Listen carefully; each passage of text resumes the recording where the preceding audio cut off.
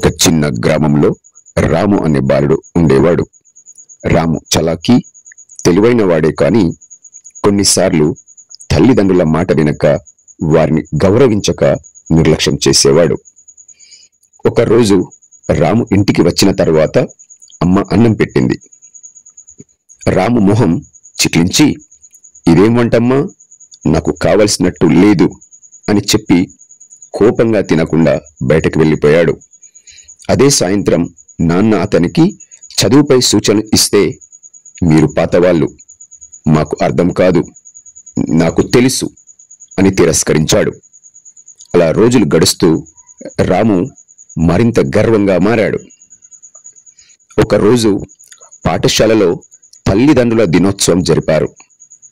అందరూ పిల్లలు తమ తల్లిదండ్రుల గురించి మంచి మాటలు చెబుతూ, ప్రేమగా వారిని ఆలింగనం చేసుకుంటూ కృతజ్ఞత తెలుపుతున్నారు.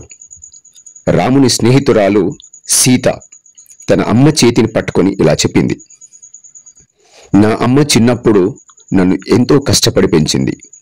ఈరోజు నేను ఈ స్థాయిలో ఉన్నానంటే కారణం మా అమ్మే.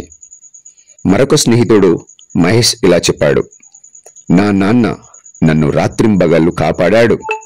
ఆయన కష్టం వల్ల నేనిప్పుడు చదువుకుంటున్నాను.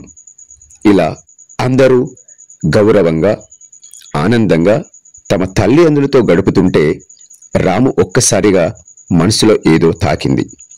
నేను నా అమ్మ నాన్నలతో ఇలాగే ప్రవర్తించానా అని పశ్చాత్తాపం పడ్డాడు.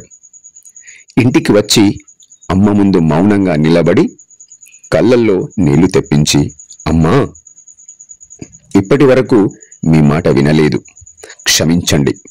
మీరు చేసిన కష్టాన్ని గుర్తించలేకపోయాను. ఇక ముందు నేను మిమ్మల్ని గౌరవిస్తాను అన్నాడు. నాన్న దగ్గరికి వెళ్ళి చేతులు పట్టుకొని, నాన్న, మీరు చెప్పింది నా మంచి కోసమే అని నాకు అర్థమైంది. ఇక మీదట మీరే నా మార్గదర్శకులు అన్నాడు.